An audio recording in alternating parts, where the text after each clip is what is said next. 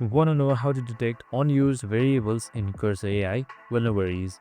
In this video, I'm going to show you an easy step-by-step guide on how you can do it. It's super simple, add another minute, so let's get straight to it. Now, first things first, just simply open up your Cursor AI application, and it should be right here on this interface. So now detecting unused variables is super simple. So I have this sysarp code with me right here, so you can just simply open up any code or any file that you like from Cursor AI, and then just simply select the entire code. And now once I've selected the entire code, here you should be seeing two options, add to chat and duplicate it. So since you are detecting it, just simply select add to chat right here, and then just simply type in this prompt right here.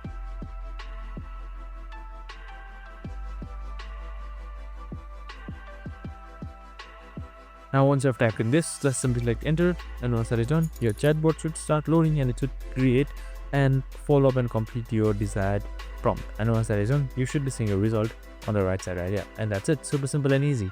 I hope this video helped.